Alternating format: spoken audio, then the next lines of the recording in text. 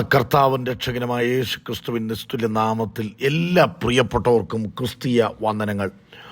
ഒരു പ്രഭാതത്തിലൂടെ ദൈവത്തിൻ്റെ വചനവുമായി നിങ്ങളുടെ അരികിലേക്ക് കടന്നു വരുവാൻ എളിയവനായ എനിക്ക് സർവശക്തനായ ദൈവം നൽകുന്ന നിയോഗങ്ങൾക്കും പ്രേരണകൾക്കും ദൈവത്തിന് സകല മാനവും മഹത്വം അർപ്പിക്കുകയാണ്. ആയുസ്സും ആരോഗ്യ സൗഖ്യവും തന്ന് ജയോത്സവമായി ദൈവം നമ്മെ എല്ലാവരെയും അവിടവിടങ്ങളായി പരിപാലിക്കുന്നതിനെ ഓർത്ത് ദൈവത്തെ സ്തുതിക്കുകയാണ്. ലൂക്കോസിൻ്റെ സുവിശേഷം 5-ാം അധ്യായം 5-ാമത്തെ വാക്യം. അതിന് ശീമോൻ, നാഥ, ഞങ്ങൾ രാത്രി മുഴുവനും അധ്വാനിച്ചിട്ടും ഒന്നും കിട്ടിയില്ല, എങ്കിലും നിൻ്റെ വാക്കിന് ഞാൻ വലയിറക്കാമെന്ന് ഉത്തരം പറഞ്ഞു. ലൂക്കോസിൻ്റെ സുവിശേഷം 5-ാം അധ്യായത്തിൽ പൊതുജനത്തോടും പുരുഷാരത്തോടും സംസാരിക്കുന്ന സർവശക്തനായ കർത്താവ് വ്യക്തികളെ രൂപാന്തരപ്പെടുത്തിയെടുക്കുന്നത് നമുക്ക് കാണുവാനായിട്ട് കഴിയും. ഈ 5-ാം അധ്യായത്തിൽ 4 വ്യക്തികളെക്കുറിച്ച് പരിശുദ്ധാത്മാവ് രേഖപ്പെടുത്തിയിട്ടുണ്ട്. 5-ാം അധ്യായം 1 മുതൽ വായിക്കുമ്പോൾ പരാജയത്തിൽ നിന്ന് പത്രോസിനെ വിജയത്തിലേക്ക് നയിക്കുന്നത് നമുക്ക് കാണുവാനായിട്ട് കഴിയും.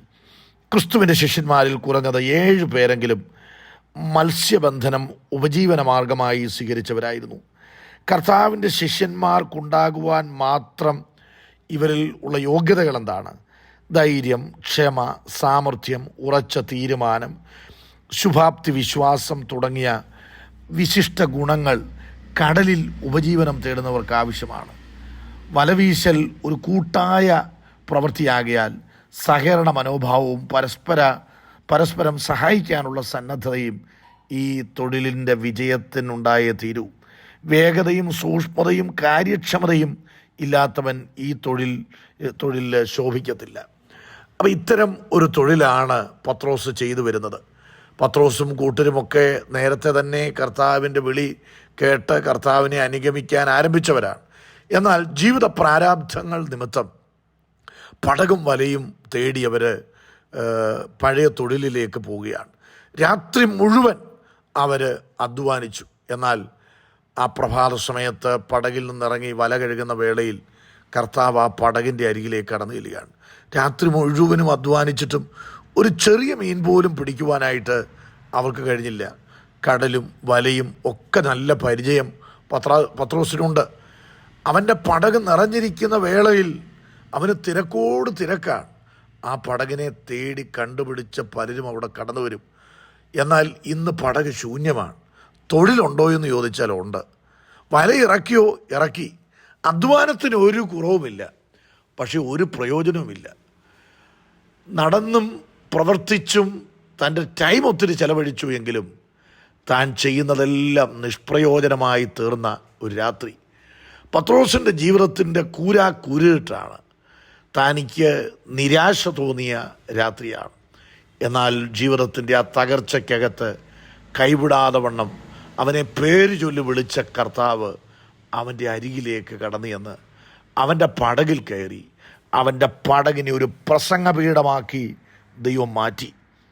ദൈവവചനം വിതറി മീൻ പിടിക്കുന്ന പടകുകളാണ് ഓരോ പ്രസംഗപീഠം എന്നൊരു ചിന്തകൻ പറഞ്ഞിട്ടുണ്ട്. പത്രോസിൻ്റെ പടകിനെ ഒരു പ്രസംഗപീഠമാക്കി മാറ്റിക്കൊണ്ട് ആ പടകിലിരുന്നു കൊണ്ട് കരയ്ക്ക് കേൾവിക്കാരായിരുന്ന പുരുഷാരത്തോട് കർത്താവ് സംസാരിച്ചു.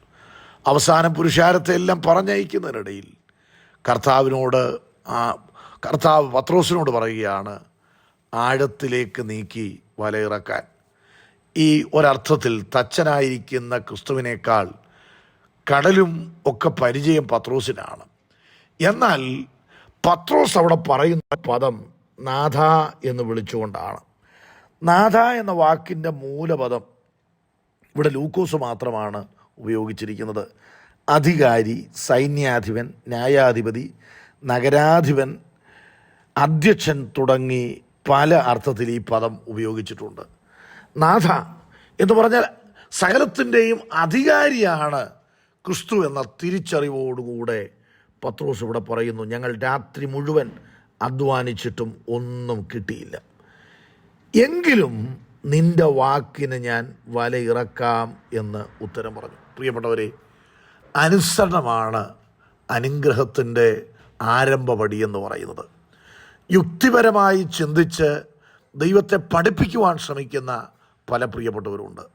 എന്നാൽ യുക്തി, ബുദ്ധി ഒക്കെ ആവശ്യമാണെങ്കിലും വിശ്വാസത്തിൻ്റെ പ്രവൃത്തി, അനുസരണം ആവശ്യപ്പെടുമ്പോൾ ആ യുക്തിയും ബുദ്ധിയും മറ്റുള്ളവരുടെ അഭിപ്രായങ്ങളും ഒക്കെ നാം പഠിച്ചതും വായിച്ചറിഞ്ഞതുമായ ദൈവവചനത്തിന് പുറത്തുള്ളതായ കാര്യങ്ങളെല്ലാം മാറ്റിവെച്ചിട്ട് ദൈവം എന്താണോ പറഞ്ഞത് അതനുസരിക്കുവാനായിട്ട് നമ്മൾ തയ്യാറാകണം.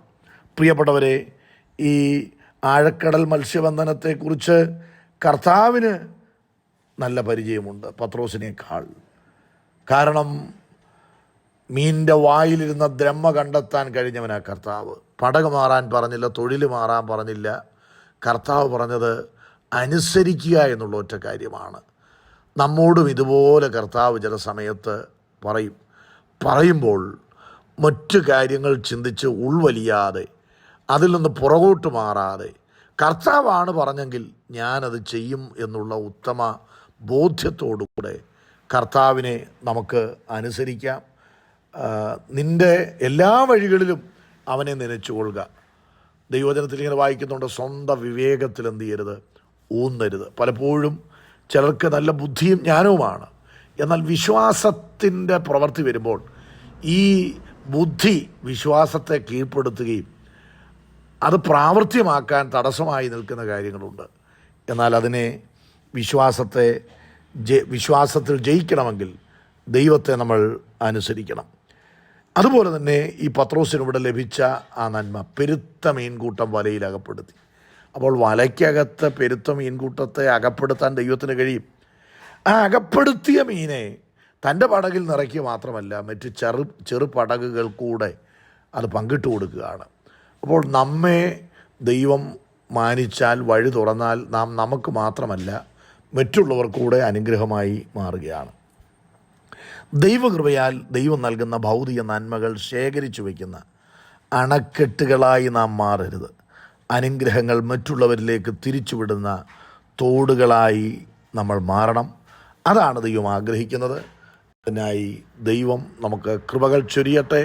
പരാജയത്തെ ദൈവം വിജയമാക്കി മാറ്റും. ദൈവത്തിൽ ആശ്രയിക്കാം. ഈ വചനങ്ങളാൽ ദൈവം നമ്മെ അനുഗ്രഹിക്കട്ടെ.